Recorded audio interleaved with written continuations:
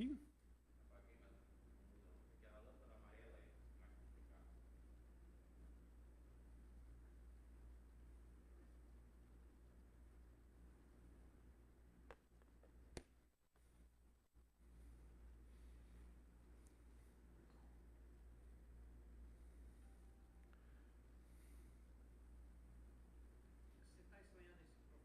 Não, já faz uns 2 domingos já. É?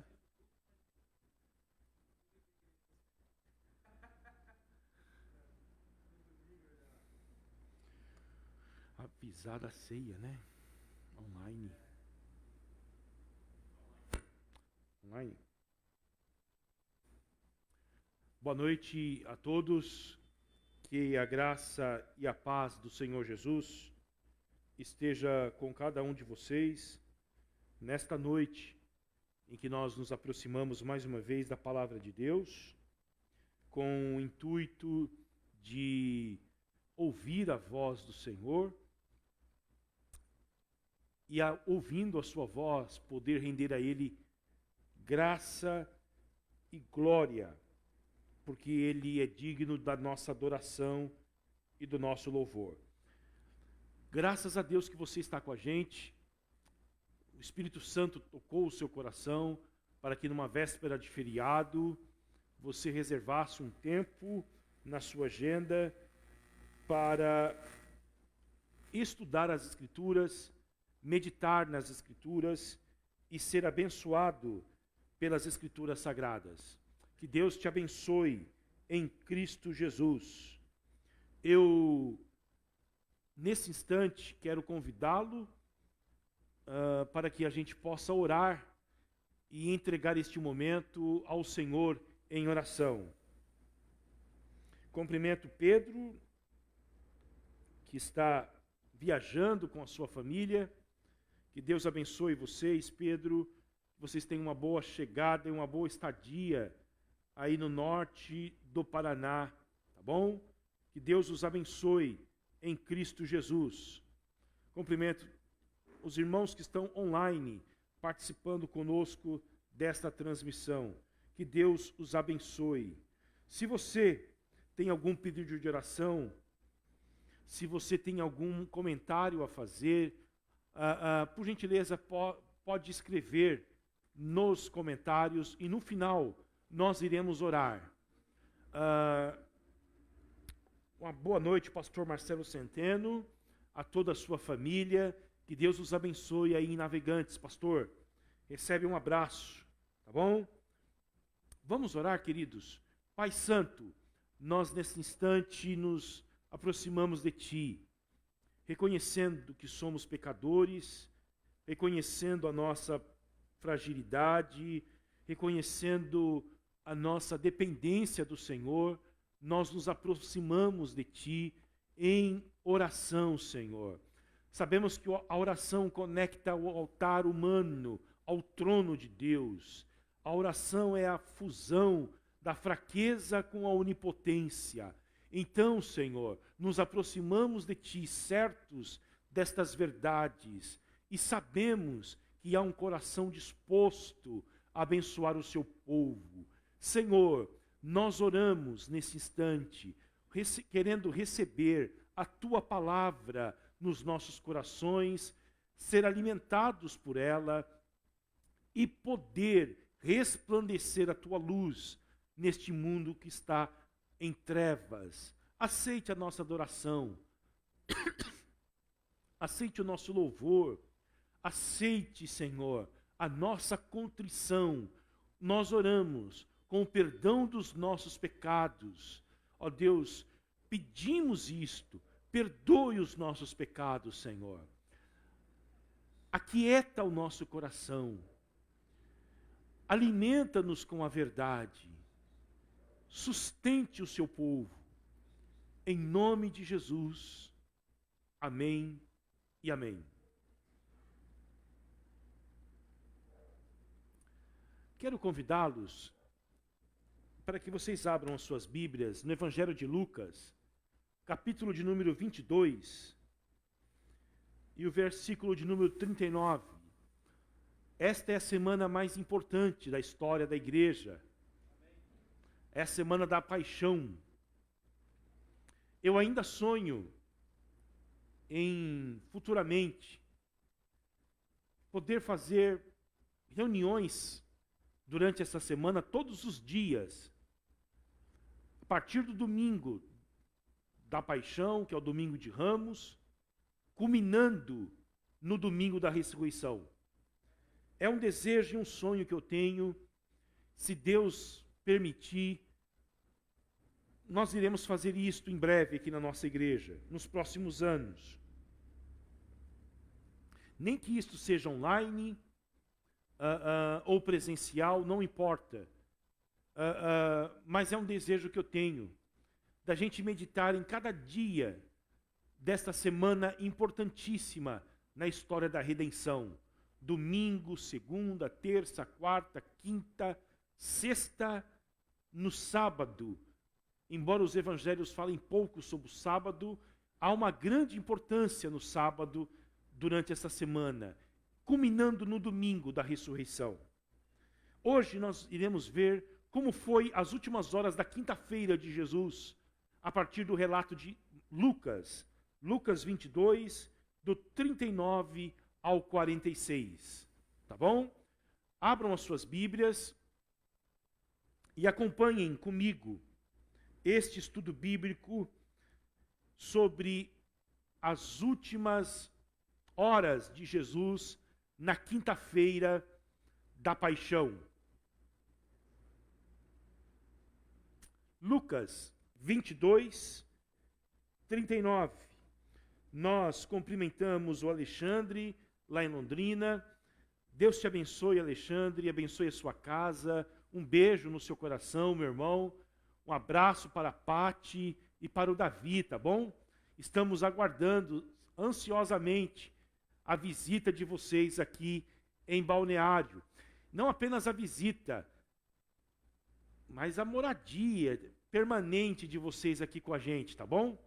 Um abraço para a Marciele, ao Kleber, que Deus abençoe vocês, dê graça neste momento. Tá bom, Kleber? Que Deus te abençoe, nós estaremos orando por você.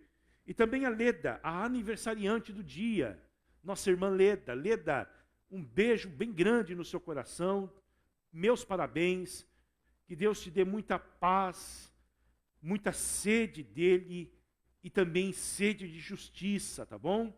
Que todas as bem-aventuranças do Evangelho de Jesus Cristo sejam realizadas sobre a sua vida, tá? Grande abraço, Leda. Feliz aniversário, minha irmã. Lucas 29, 22 e 39. Não existe Lucas 29. Né, Renato?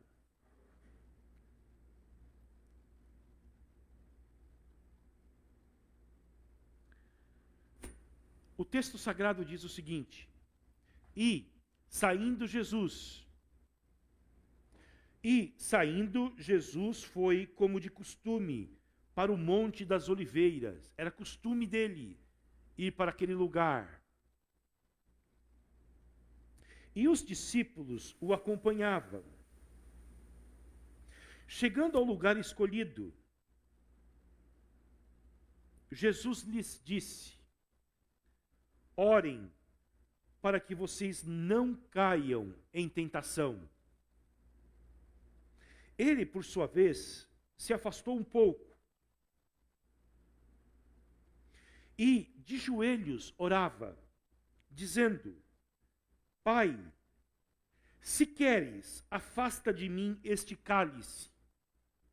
Contudo, não se faça a minha vontade, e sim a tua. Então lhe apareceu um anjo do céu que o confortava. E estando em agonia, orava mais intensamente. E aconteceu que o suor dele se tornou como gotas de sangue, caindo sobre a terra. Levantando-se da oração, Jesus foi até onde os discípulos estavam. e os encontrou dormindo de tristeza, e disse: por que vocês estão dormindo? Levantem-se e orem, para que não caiam em tentação. Amém. Quinta-feira, Jesus experimenta a dor do Getsemane. Talvez seja o lugar em que eu tenho mais vontade de conhecer em Jerusalém. Além do túmulo vazio. Porque na história da salvação, este é o lugar importantíssimo. Depois nós vamos ver por que é importante.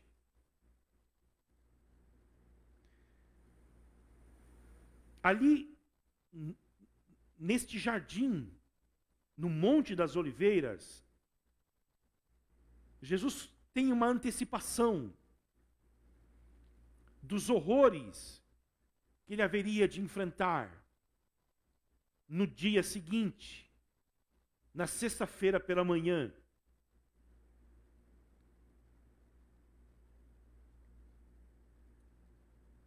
E há um contraste significativo que marca a última noite de vida do Senhor Jesus Cristo. Porque o Evangelho de João dedica boa parte do seu relato para falar da teologia do cenáculo. Os estudiosos dizem que o Evangelho de João é dividido em duas partes: o livro dos sinais e o livro da paixão. O livro dos sinais compreende o primeiro capítulo até o 11º, e o livro da paixão do 12º até o 20º. Jesus, no cenáculo, ele oferece um cálice para os seus discípulos.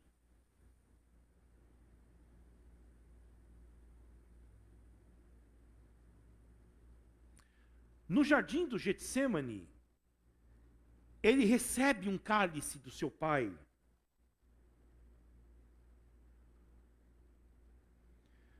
No cenáculo, onde ele participa da ceia, ele ora, ele ensina, ele adverte.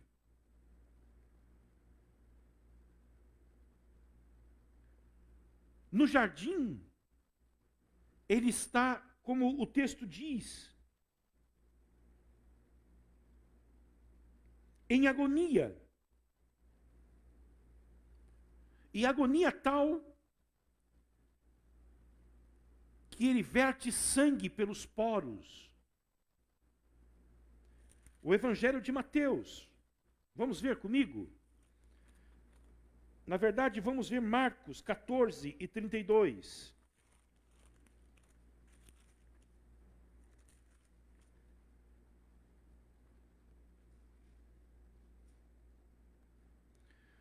Olha o que o Marcos diz acerca de Jesus no Getsemane.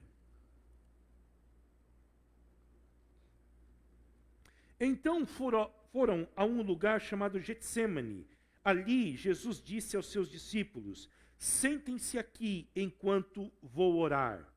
E levando Pedro, Tiago e João, começou a sentir-se tomado de pavor e angústia.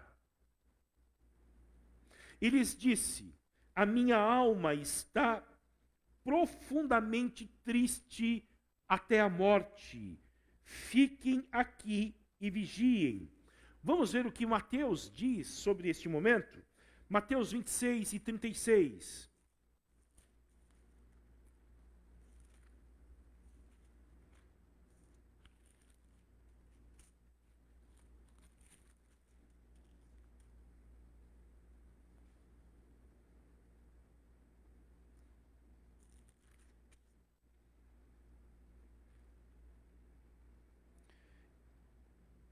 Na verdade, vamos ler o 37, olha só.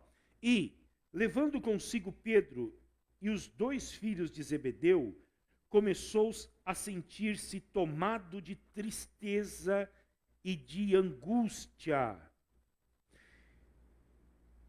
E então lhes disse: a minha alma está profundamente triste até a morte. Fiquem aqui e vigiem comigo. No cenáculo ele esteve ensinando, advertindo, orando. Aqui ele está desesperado, apavorado. Aflição, angústia, tristeza, pavor. São estes os relatos sobre a vida e o estado emocional do Senhor Jesus. Nós sabemos que enquanto ele esteve participando da ceia, ele fez uma oração no cenáculo que compreende um capítulo inteiro do Evangelho de João. João 17, a oração que nós conhecemos como oração sacerdotal. No Getsemane, Jesus Cristo faz uma oração monotemática, de poucas palavras, repetitiva.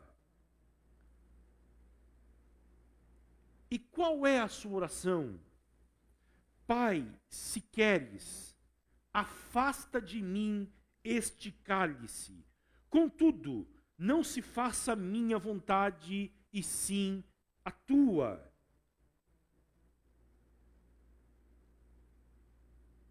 É um contraste entre alguém altivo, Senhor,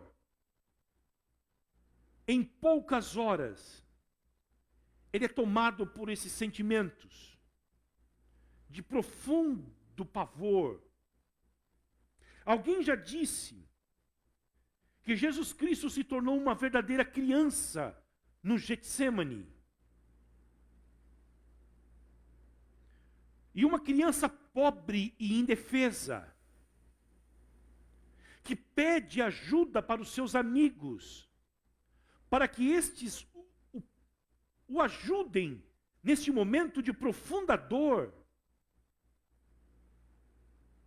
E também chora lágrimas de sangue ao seu pai, pedindo para que o pai o livre daquilo que lhe estava designado desde a fundação do mundo, desde antes da fundação do mundo.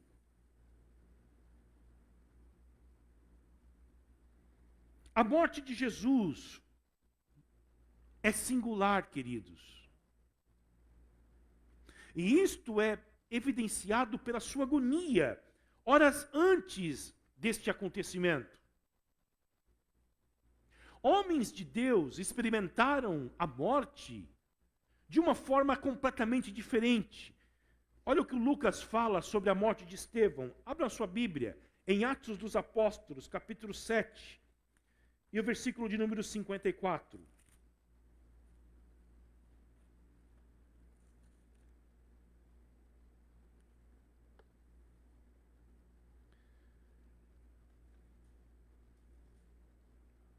Atos 7 e 54. Ao ouvirem isto, ficaram com o coração cheio de raiva e rangiam os dentes contra ele.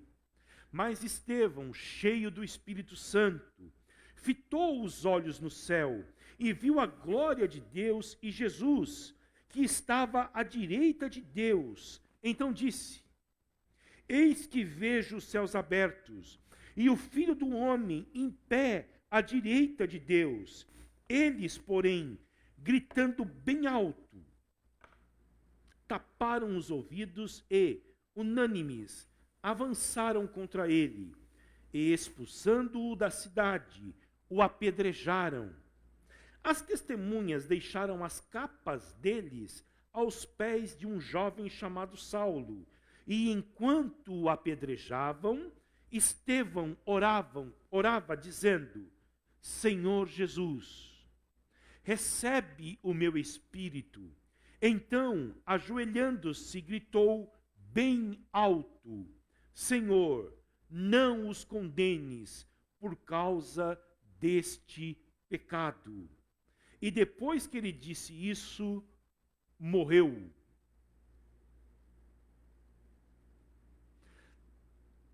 Estevão enfrenta a morte diferente de Jesus.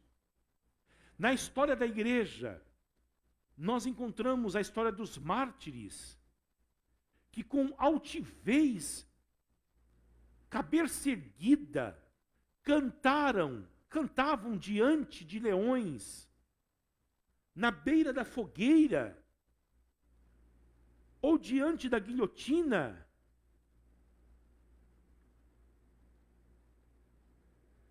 O grande evangelista norte-americano, Moody,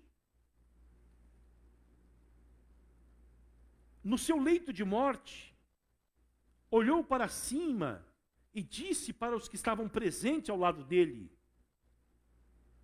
a terra está ficando pequena, eu estou feliz, porque o céu se torna maior para mim neste instante.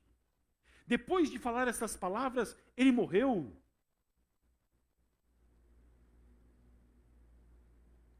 Por que a morte de Jesus foi diferente? Por que a morte de Jesus é tão angustiante, marcada por esse pavor, pela tristeza e pela dor, e de um profundo estresse que faz com que o homem libere sangue pelos seus poros? Há pelo menos duas coisas que mostram a singularidade da morte de Jesus e nos mostra o que Jesus experimentou na cruz, na sexta-feira da paixão. E é o que eu quero mostrar para vocês. E depois, mostrar o que nós recebemos em contrapartida, através da morte de Jesus Cristo. Em primeiro lugar, a morte de Jesus é singular, porque Jesus experimenta na cruz, e ele já tem um vislumbre no Getsemane, daquilo que estava aguardando ele. Jesus experimenta a penalidade que o pecado merece.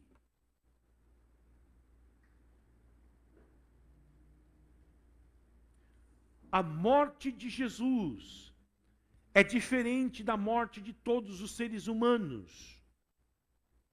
Porque a morte de Jesus é a expressão judicial da aversão que Deus tem contra o pecado. Eu sei que é démodé falar sobre a ira de Deus nesses dias, que não faz parte do nosso vocabulário teológico do dia a dia. A cultura diz que Deus é amor, mas eu fico às vezes perguntando aonde que as pessoas aprendem que Deus é amor. Elas não querem conhecer um Deus irado também. Elas afirmam que Deus é amor e Deus tolera tudo. Mas o único lugar que diz que Deus é amor é na Bíblia. E a Bíblia eles não leem. Eles não conhecem as Escrituras, mas eles afirmam que Deus é amor. Eles não chegaram a este conhecimento através da natureza e através da revelação geral que Deus deu aos seres humanos. Porque em nenhum lugar está dizendo que Deus é amor na natureza. Em nenhum lugar dos livros da filosofia e dos demais ramos do saber humano consta que Deus é amor. É apenas nas Escrituras. Mas a Bíblia fala também, não apenas do amor de Deus, mas da ira de Deus. Romanos capítulo 1, versículo 18, Paulo diz: a ira de Deus se manifesta a todos os homens, e esta ira caiu sobre o Filho de Deus na cruz do Calvário.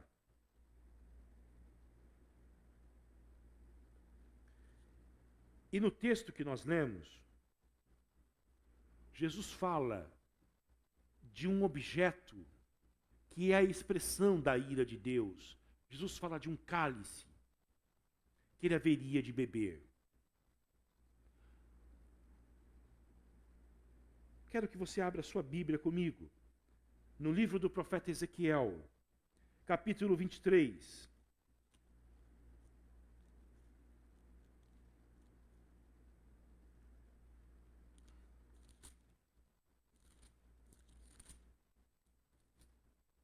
E o verso 32.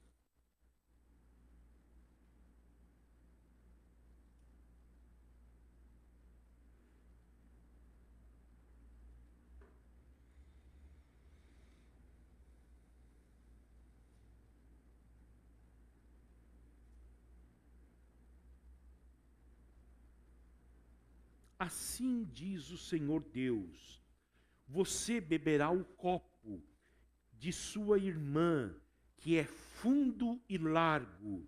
Você será motivo de riso e de zombaria, pois nele cabe muito.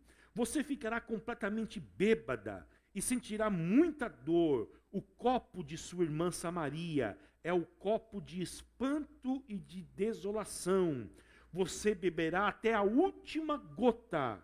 Ficará roendo os cacos e rasgará os próprios seios, porque eu falei, diz o Senhor. Portanto, versículo de número 35, assim diz o Senhor, Deus, visto que você se esqueceu de mim e me virou as costas, também terá de sofrer as consequências da sua perversidade e das suas prostituições. Agora, esse copo, largo e fundo, não é Israel quem bebe. É o representante maior de Israel. O verdadeiro Israel de Deus. O Senhor Jesus Cristo. É Ele quem bebe todo o copo, até a última gota deste cálice que contém a ira de Deus.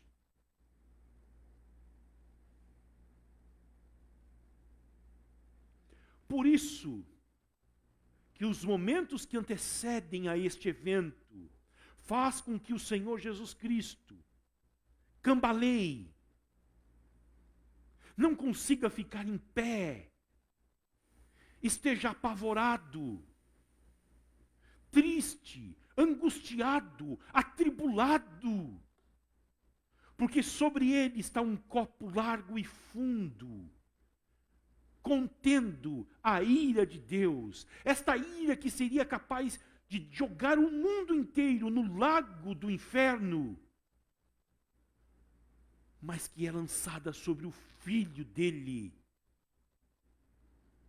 Jesus não poderia abrir uma taça de vinho e brindar este momento.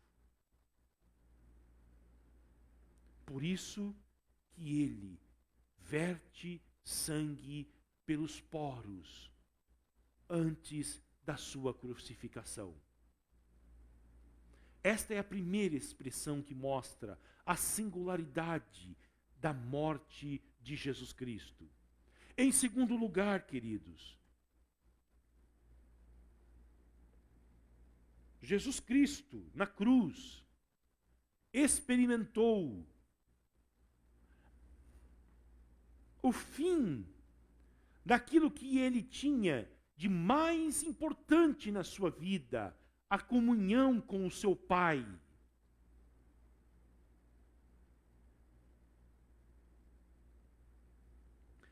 Abram a sua Bíblia comigo no Evangelho de João, capítulo 1.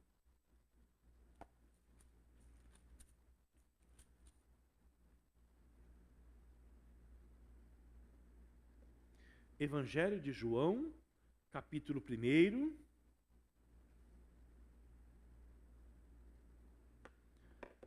Olha o que o texto sagrado diz: no princípio era o Verbo, e o Verbo estava com Deus, e o Verbo era Deus. Esse Verbo é Jesus. Olha só, no princípio ele estava com Deus. No princípio de tudo, antes de existir este mundo, ele já vivia com o seu Pai. E ele já vivia com o Espírito Santo. Os teólogos dizem que a Trindade vivia em um eterno amor, uma eterna comunhão. Eles transbordavam-se de afetos uns pelos outros.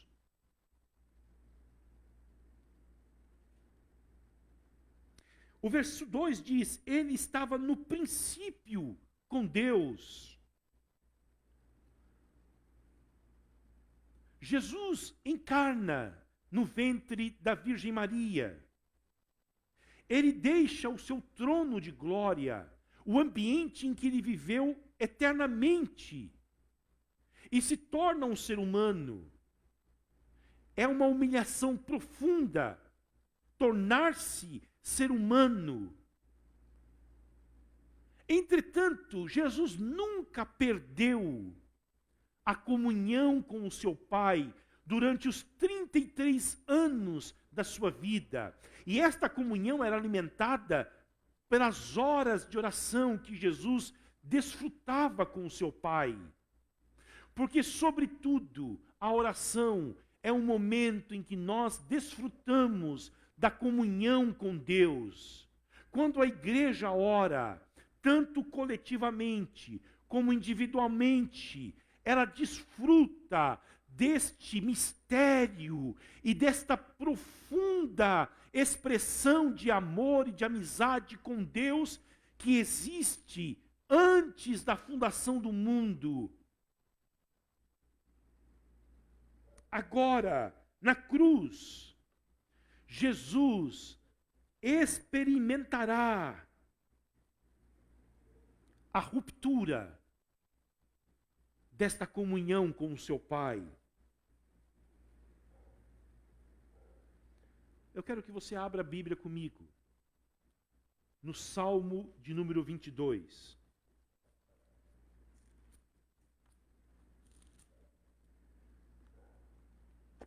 Este é o Salmo que mostra Jesus na cruz e Jesus na ressurreição. Olha só, as primeiras palavras desse Salmo. Deus meu, por que me desamparaste? Jesus cita esta frase na cruz. Ele experimenta o desamparo de Deus. Ele experimenta a alienação de Deus. Ele experimenta a ruptura de um relacionamento que perdurava desde a eternidade. Nós sofremos muito com as rupturas dos nossos relacionamentos que são temporais. Alguém já disse que um divórcio é como juntar duas folhas como esta aqui, colar elas. Isso é o casamento, na verdade. O casamento é juntar duas folhas, como essas daqui, de sulfite, e colar elas, uma outra. E o divórcio é tentar, depois de colada essas duas folhas, é tentar separá-las posteriormente. as folhas não sairão intactas. Haverá muito sofrimento. Nos nossos relacionamentos terrenos, nós experimentamos o sofrimento por rupturas. Há tantas mães que sofrem rupturas nos relacionamentos com os filhos. Há filhos que foram abandonados pelos seus pais. Amigos que abandonaram as amizades de longa data. E isto promove tanto sofrimento. Jesus está experimentando a ruptura de um relacionamento que é eterno. Ele está experimentando o desamparo do seu pai.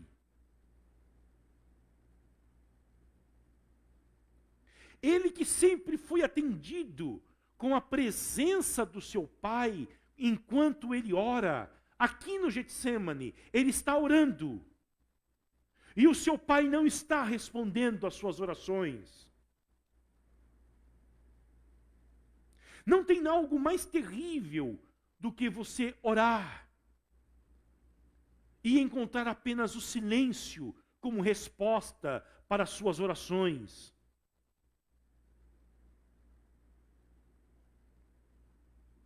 É o que Jesus está experimentando.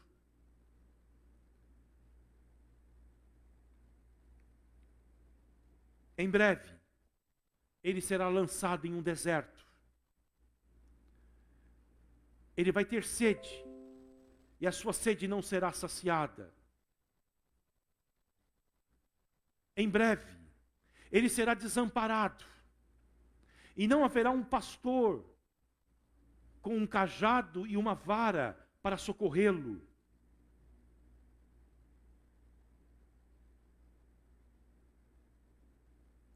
Em breve ele será abandonado pelo seu pai. Dias atrás eu estava assistindo um programa que eu gosto muito na televisão, de animais. Talvez seja uma das coisas que eu mais gosto de ver na televisão.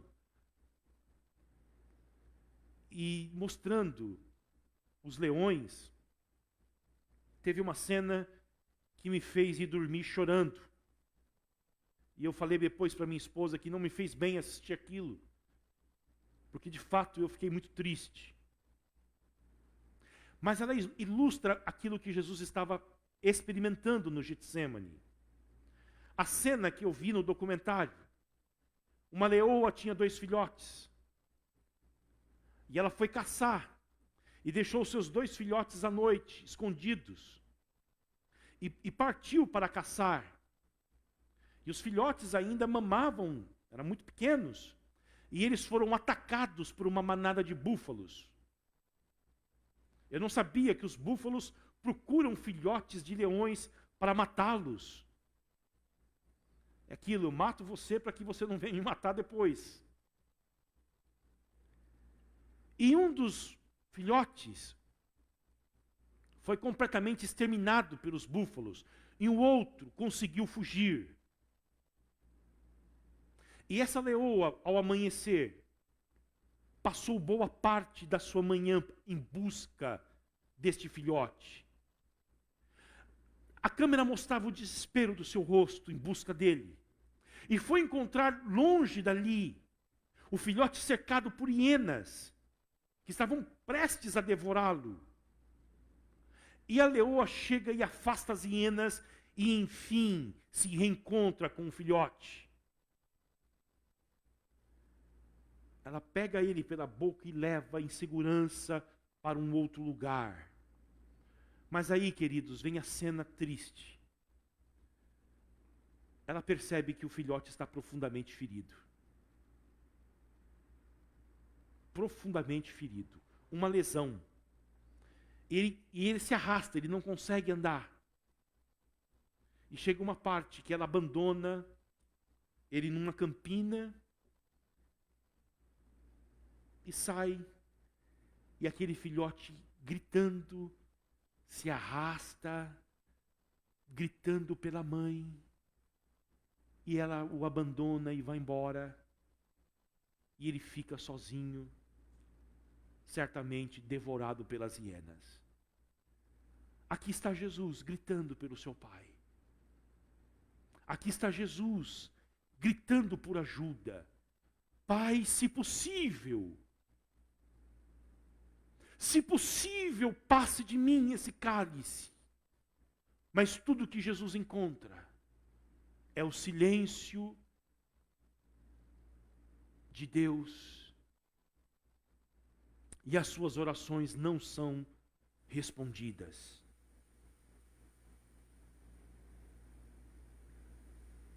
Se nós somos cristãos hoje, e podemos enfrentar a morte, como eu disse, com Estevão, tendo esperança de que se os nossos olhos se fecharem aqui na história, estarão abertos na eternidade com Deus, em um paraíso, como ele disse para o ladrão da cruz, hoje você estará comigo no paraíso. Foi porque Jesus um dia experimentou a alienação do seu Pai e também a ira do seu Pai. Se nós podemos morrer certos de que nós não enfrentaremos a ira de Deus, foi porque Jesus enfrentou esta ira um dia. Se nós estamos enfrentando dificuldades hoje, com o coronavírus, com a economia em frangalhos, com uma Páscoa que nós não gostaríamos que fosse realizada deste jeito, nós temos a certeza que iremos orar daqui a pouco e Deus não haverá de recusar as nossas orações, foi porque um dia Ele recusou as orações de Jesus.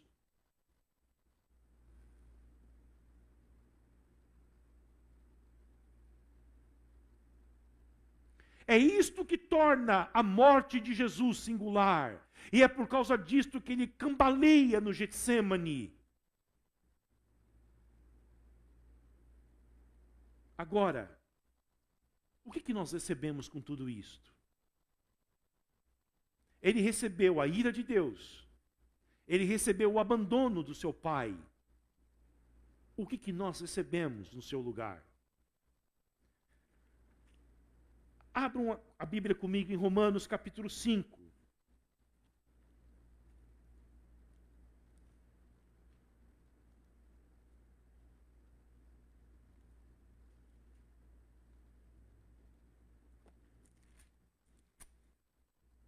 Versículo de número 10.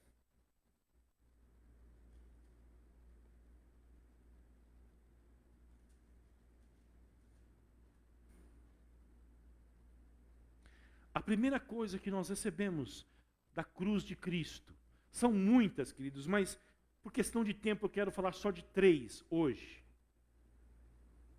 Na semana passada eu falei bastante sobre redenção, sobre remissão.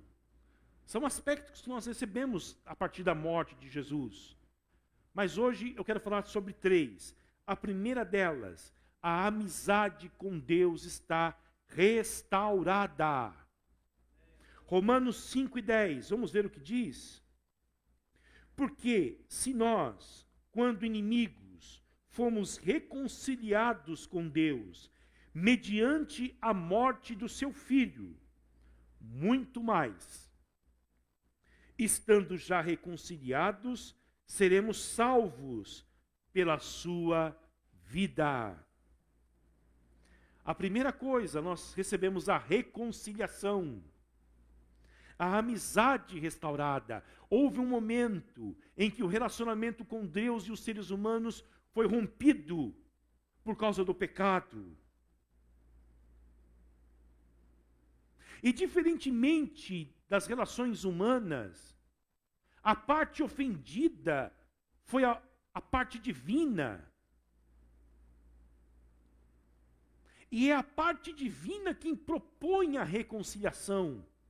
Quem procura a reconciliação nos relacionamentos humanos, nós esperamos que aqueles que nos ofendem, que eles nos procurem com um pedido de perdão, ou com um pedido de ajuda para que o relacionamento seja restaurado. No cristianismo, a parte ofendida, que é a parte divina, é ela quem propõe a reconciliação com os seres humanos. É Deus quem vem ao nosso encontro para restaurar a amizade, o relacionamento que outrora foi rompido. Não sei se vocês perceberam os tempos dos verbos, no capítulo 5, versículo 10 de Romanos. Olha só. Porque se nós, quando inimigos, fomos reconciliados, nós não nos reconciliamos com Deus. É Ele quem vem se reconciliar conosco. O tempo verbal aqui é passivo. Nós não fizemos nada para ativar esse relacionamento que estava rompido desde o Jardim do Éden. Foi Ele quem tomou a iniciativa e veio ao nosso encontro para restaurar a amizade que outrora foi perdida.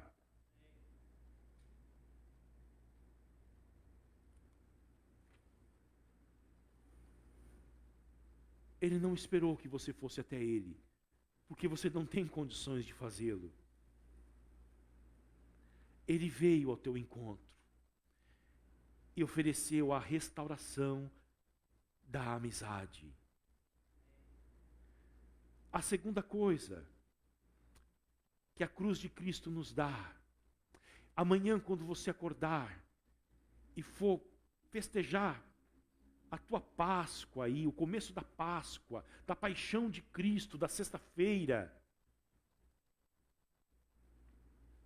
lembre-se de que a cruz de Cristo é uma lavanderia que vem lavar toda a sujeira que há na sua vida. Abra sua Bíblia comigo em 1 João, capítulo 1, versículo de número 7.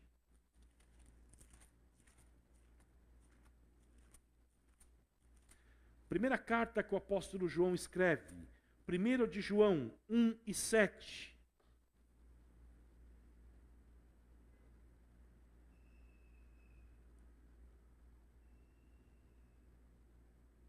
Alguém está dizendo que travou. Não?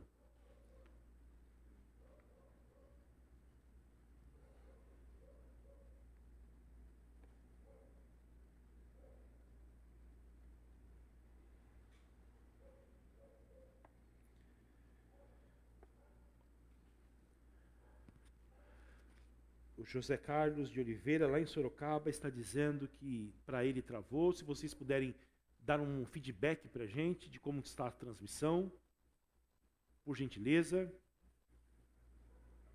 Normal? Querido Zé, eu acho que é aí com a sua internet, tá bom? Por aqui está normal a transmissão.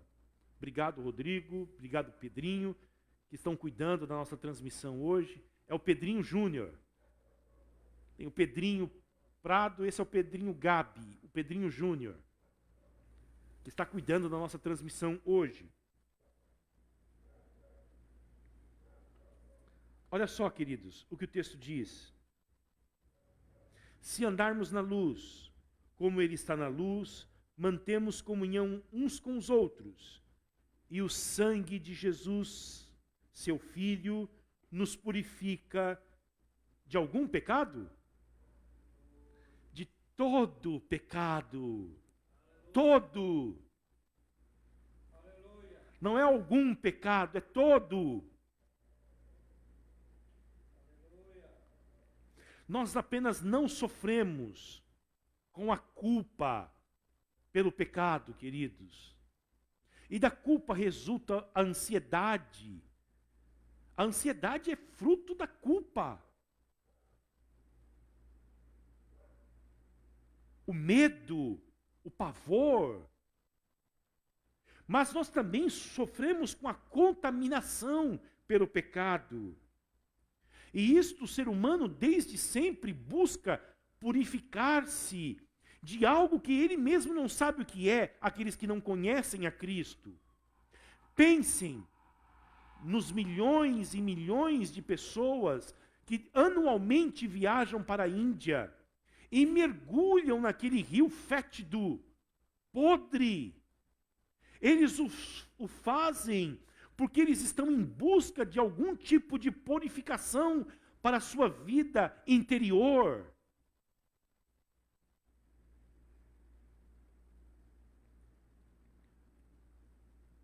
Nós nos sentimos inadequados, nos sentimos sujos.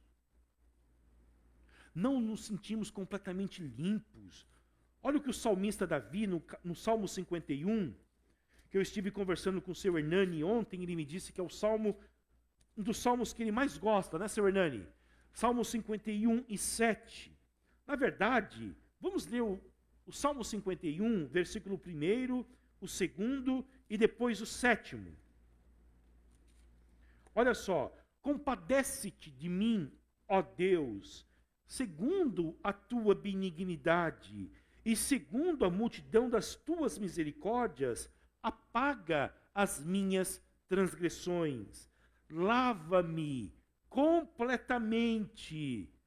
Não lava só alguma parte do meu ser, mas me lave completamente da minha iniquidade e purifica-me do meu pecado. Pois eu conheço as minhas transgressões e o meu pecado está sempre diante de mim. Verso 7. Purifica-me com hisopo e ficarei limpo. Lava-me e ficarei mais alvo do que a neve. Verso 9. Esconde o teu rosto dos meus pecados e apaga todas as minhas transgressões. Todos nós desejamos ser purificados. Nos sentimos inadequados e sujos. Agora, a única coisa capaz de lidar com este drama existencial profundo é uma palavra que aparece 297 vezes na Bíblia, 100 vezes apenas no Novo Testamento, a palavra sangue, sangue, sangue.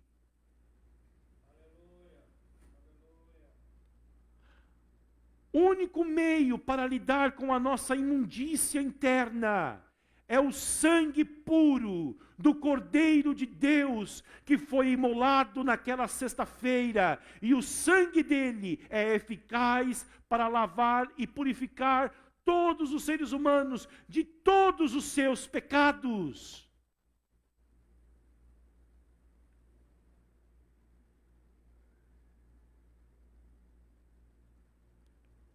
O sangue de Jesus responde à pergunta que todos nós fazemos: como eu posso ser limpo? Pelo sangue, somos redimidos, sim, pelo sangue carmesim. O sangue de Jesus nos purifica de todo pecado. Em terceiro lugar, e último, tá bom? A cruz é o centro da substituição. Abram a Bíblia de vocês em Romanos, capítulo 8.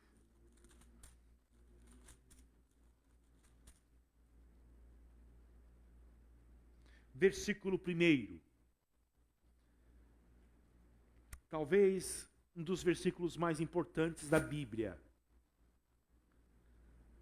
Eu conheci um rapaz numa casa de recuperação de drogados, que tinha um histórico de vida marcado pela violência, por assassinatos, homicídios, tráfico de droga, roubo. E ele teve um encontro com Jesus Cristo. E ele decorou o capítulo 8 de Romanos. Na prisão, ele tinha uma Bíblia. Já viram uma Bíblia que um irmão aqui da igreja distribui? E ele disse que o que marcou ele foi o capítulo 8 de Romanos. E ele decorou inteiro. Olha o que diz o capítulo 8 de Romanos, verso 1.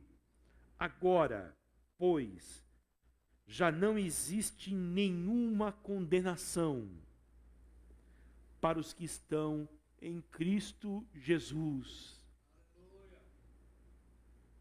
Eu me lembro de uma canção que cantava na igreja, nenhuma condenação há. Lembra? Armando Filho, irmão do Davi Silva. Talvez uma das canções mais bonitas. Nenhuma condenação há para os que estão em Cristo Jesus.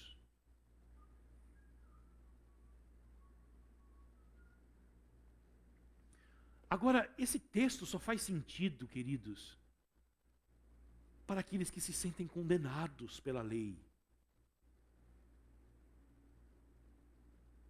Para aqueles que a lei para eles é um terror. Para aqueles que se deparam com Moisés no Monte Sinai, entregando a lei, e o Monte Sinai pegando fogo.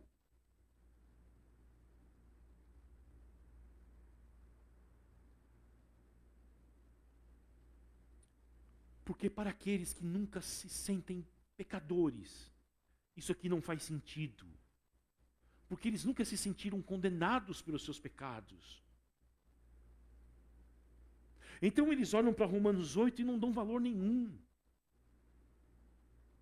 Nenhum. Porque eles nunca foram afligidos pela lei. E nunca foram também despertados para a realidade de que um dia eles terão que se deparar com a ira de Deus no juízo final.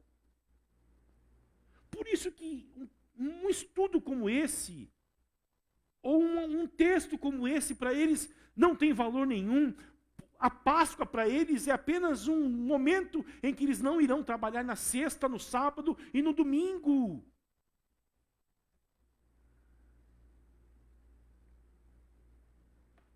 Agora aqueles que tiveram a graça de se deparar com a realidade celestial, sentiram o peso dos seus pecados, viram que não eram capazes de livrar-se do tribunal por si mesmo, eles podem cantar: não há nenhuma condenação para mim. Por que não há nenhuma condenação para nós? Porque Cristo foi condenado no nosso lugar. Ele não foi apenas condenado pelo tribunal romano, mas Cristo foi condenado, sobretudo, pelo tribunal celestial. Lá ele foi considerado injusto. Abram a Bíblia de vocês em 2 Coríntios, capítulo de número 5, versículo de número 21.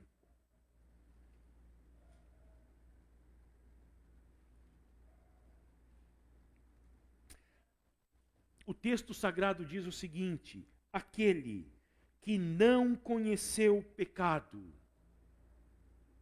ele estava num tribunal, ele é o único réu que pode dizer que ele não é culpado. O único julgamento injusto da história é o de Jesus Cristo. Ele não deveria estar sob júdice. Nunca, porque ele nunca cometeu pecado algum. Mas ele é levado ao tribunal celestial. E ali, o Martinho Lutero diz que acontece uma troca. Ele recebe os nossos pecados. E olha o que Paulo diz aqui: Deus o fez pecado por nós. Lá na cruz, Jesus se torna, de acordo com Lutero, a figura mais horrenda que já existiu na face da terra. Ele recebe a culpa de um estrupador de crianças. Ele recebe a culpa de um homicida. Ele recebe a culpa de um assassino, de um torturador, de um pedófilo. Ele recebe a culpa de um orgulhoso, de um vaidoso, de um mentiroso. Contudo, ele nunca cometeu nenhum pecado e nenhum tipo de dolo foi encontrado em sua boca. O que ocorre na cruz é a substituição. Os pecados são lançados sobre ele e sobre aqueles que creem em Cristo. É transferida a sua justiça. Olha o que ele diz: para que nós fôssemos feitos justiça de Deus.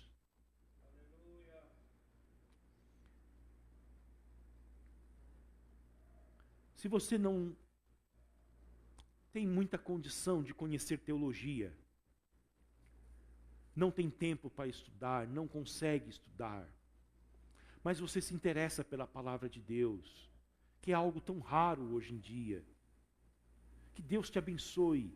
Eu quero te dizer uma coisa: você vai entender toda a teologia se você entender as palavras mais simples do Novo Testamento. E quais são essas palavras mais simples? Para, pelo, por nós.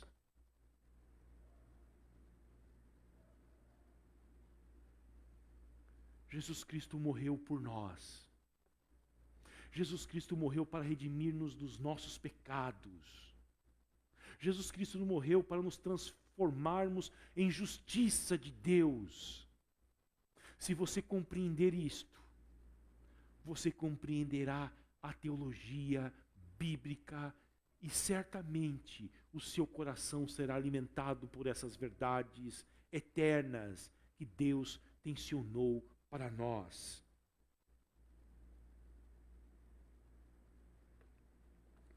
E eu termino dizendo: a cruz é o centro da substituição. E o jardim não é de somenos em importância. Porque o pecado humano entrou através de Adão em um jardim. E qual foi a essência do pecado humano? A substituição da vontade de Deus pela vontade do homem.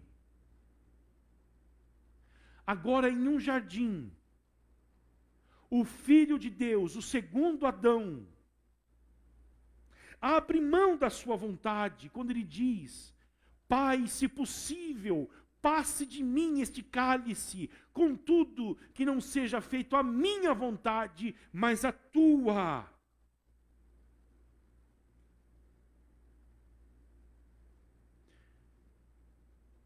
Então, a salvação nos é dada quando Deus não pune a nossa rebeldia de Adão, mas Ele substitui punindo o seu filho. No jardim do Éden foi a queda, no jardim do Getsêmani a nossa redenção. A cruz é a expressão máxima da substituição. Era para que você e eu experimentássemos o cálice da ira de Deus. Jesus, cambaleando, chorando, vertendo sangue pelos poros, bebe este cálice no nosso lugar. Cristo é a nossa Páscoa. Cristo é a nossa redenção. Cristo é a nossa propiciação. Cristo é a nossa remissão. Cristo é a nossa reconciliação. Cristo e a sua morte na cruz. Porque eu decidi não saber nada acerca de vós, a não ser isto, Cristo crucificado. Esta é a mensagem da igreja na Páscoa.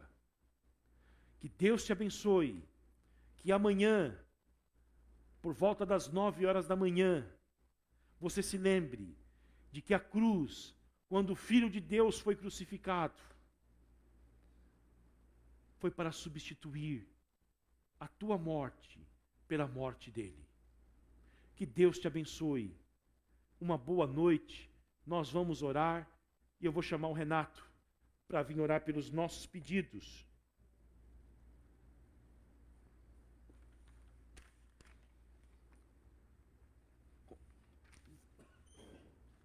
Microfone.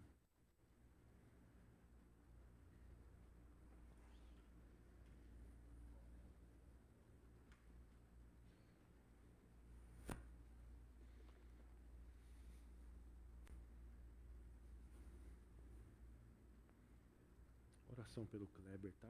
Covid.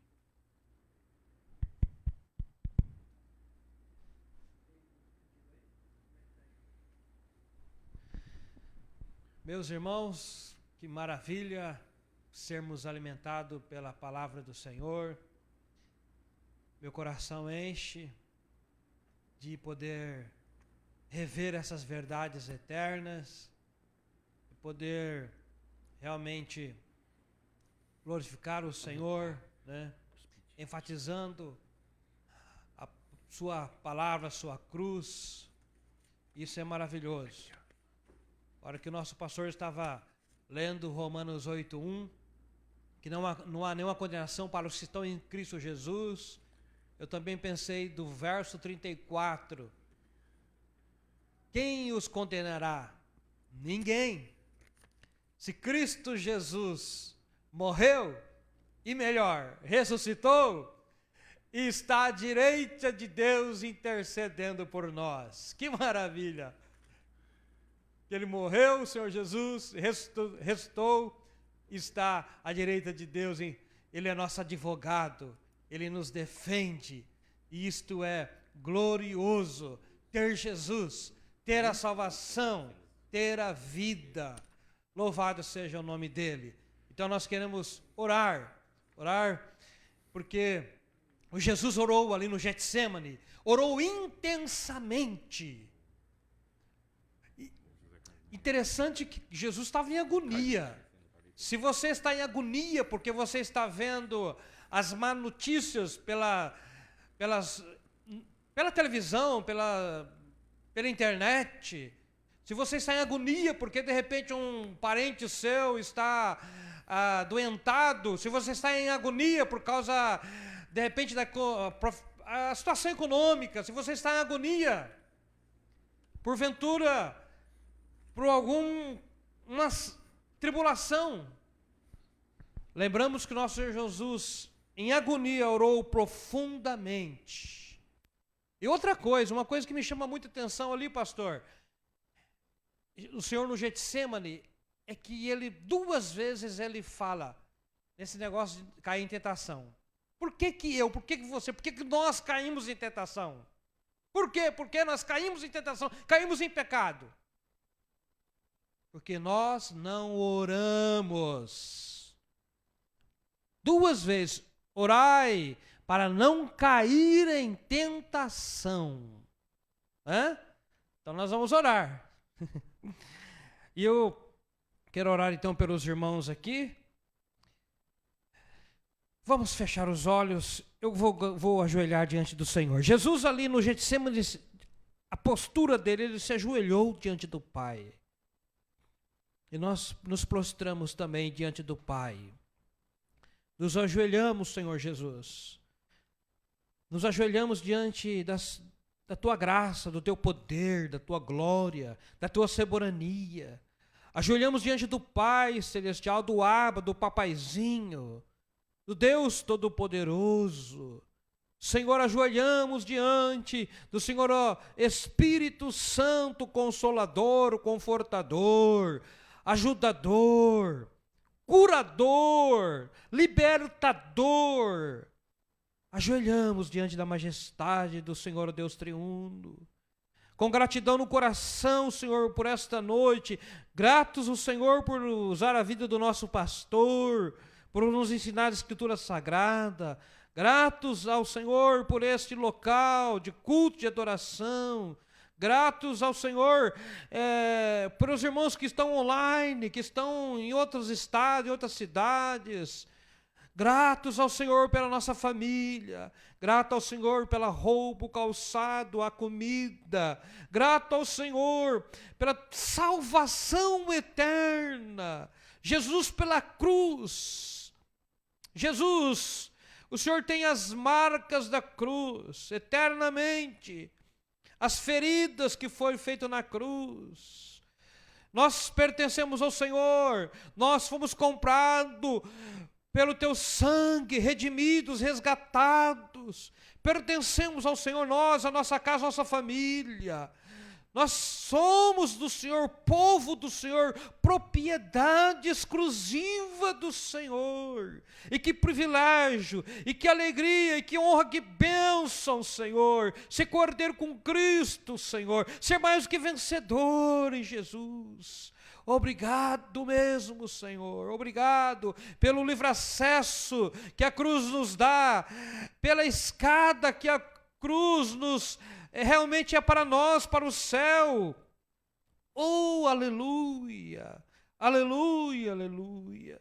Mas, Senhor, nós também queremos agradecer pelo filho do Carlito, nós te damos graça pela recuperação, ó Senhor, do filho do irmão Carlito, que há poucos dias fez a cirurgia, e a tua graça, as tuas mãos realmente ungiu a mão dos médicos, e louvado sejas tu pelos médicos, Senhor, da nossa cidade, do nosso estado, do nosso Brasil.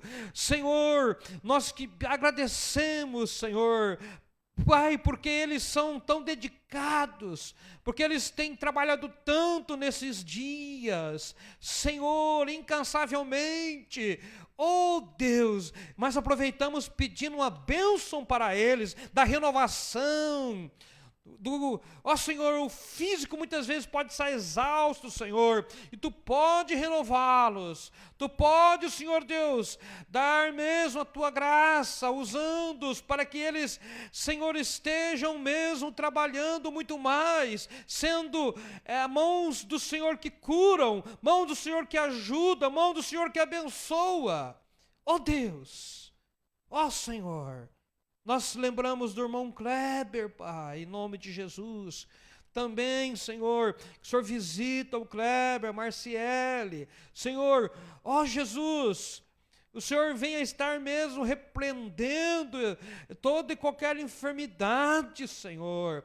Que o irmão Kleber venha receber a visita do Senhor e ser curado por Ti. Que esta enfermidade, Senhor, não venha a aumentar, que não aconteça a gravidade, Senhor, mas que, ó Deus, o Senhor se compadece do meu irmão, que o Senhor visite ele pelo Teu Espírito, fortalecendo o Espírito dele, e a Marciele também guardando. Ó Senhor, lembramos de Isaías 53, 4, que certamente o Senhor levou sobre si as nossas enfermidades. Senhor, levou sobre si as nossas enfermidades. Senhor, na cruz, não só os nossos pecados, mas também toda a doença, toda a moléstia, todas as enfermidades, Senhor Jesus. Eu lembro da minha irmã Joana, lá em Londrina. Senhor, também visita ela, meu Deus, curando ela. Senhor, dando paz no coração, Senhor. Oh, meu Deus do céu. Jesus, oh Jesus, o Senhor é o Deus do órfão, o Senhor é o Deus da viúva. Senhor, compadece, Senhor, daqueles que têm ficado, Senhor, órfão. Senhor, nós lembramos aquelas crianças lá em Ponta Grossa, nós lembramos, Senhor Deus, de que elas representam tantos e tantos órfãos no Brasil, até mesmo lá na Síria, em outros lugares. Deus, Senhor, é o que sustenta os órfãos, as viúvas.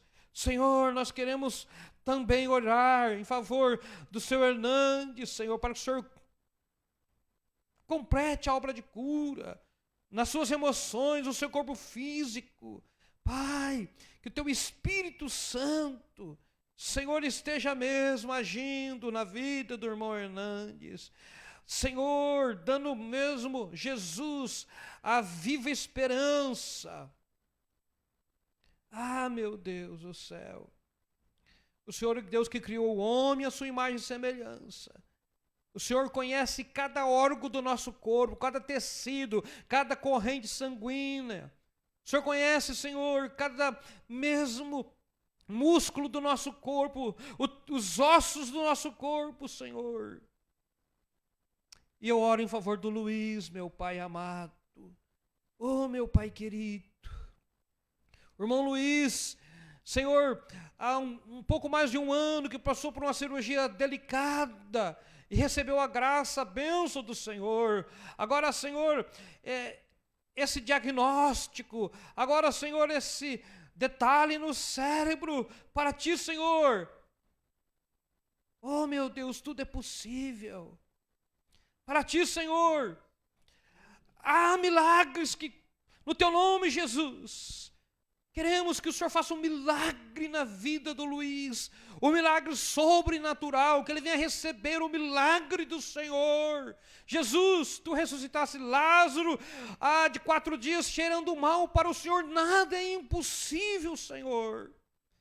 Senhor, nós temos recebido tantas graças, há no meio de nós tantas coisas que o Senhor tem feito, Senhor. O Senhor Deus que cura o câncer, que cura a AIDS. O Senhor Deus tem curado aqueles que têm recebido coronavírus. Senhor, outras doenças graves. Meu Deus, faça essa obra, Senhor. Por favor, na vida do Teu filho, que é jovem, Senhor. Meu Deus, nós queremos Te louvar pela vida da Leda uma vez mais, pelo aniversário dela, Senhor. Queremos Te bendizer, meu Deus. Pelos irmãos, Senhor, que aqui conosco têm congregado conosco há longos anos. Jesus, os irmãos, meu Deus, as irmãs, lembramos das pessoas de idade da nossa comunidade, Senhor. Que o Senhor esteja mesmo junto, lembramos da irmã Lúcia, Senhor, nesse instante. Ó Deus, esteja mesmo sendo companheiro divino, esteja mesmo presente com ela, Senhor. A irmã Nazira, ó Espírito de Deus, o seu Luiz, a dona Vera, abençoe a vida deles, também na sua saúde, na saúde do seu Luiz. Oh Jesus, Jesus maravilhoso, da dona Míria, Senhor, aqueles que estão com problema na alma, Senhor, que estão deprimidos, tristes, Senhor. Há pessoas entre nós, Senhor. Ah, Jesus, Tu és a alegria dos homens. Senhor Jesus, se revela a essas pessoas. Se revela, Senhor, renovando mesmo a alegria, Senhor. Inclina o coração deles para Te buscar em oração. Porque aqueles que Te buscam, Senhor, de todo o coração, Te acharão, meu Deus. Está na Tua palavra, Senhor. O Senhor é fiel e digno de toda aceitação. Fiel é a Tua palavra, Senhor. Oh Jesus glorioso. Oh Jesus, nossa vitória, nosso triunfo. Oh Senhor, Tu que foi manifestado na carne, Senhor. Tu que foi justificado em espírito, contemplado por anjos, pregado aos gentios, crido no mundo e recebido na glória. É no Teu nome, Senhor, que é o nome sobre todos os nomes, que ressuscita os mortos, sara os feridos. É o nome bendito do Senhor Jesus que nós oramos nesse instante, Pai. Agradecido mesmo, Senhor, pelo privilégio de orar, de falar com o Senhor, ó Pai. Amém, Senhor. Então, até domingo, pastor, você vai encerrar? Tem ceia domingo, pastor? Isso. O pastor está falando porque nós vamos ter a ceia online no domingo, né? O culto vai começar às 10 horas. E se você ainda não comprou lá o suco de uva, né, um pãozinho, ou você providencie isto, que nós estaremos, então, celebrando a ceia online no domingo agora. E vai ser bonito, porque é a Páscoa. Então, eu até dou um conselho de você, a família, né? De repente, chamar a família na sua casa aí, né? O seu filho, e, sei lá, de repente, aquele que tem um parente, né? E vamos, então, celebrar a morte e a ressurreição do Senhor Jesus. Deus muito abençoe. Até domingo. Amém.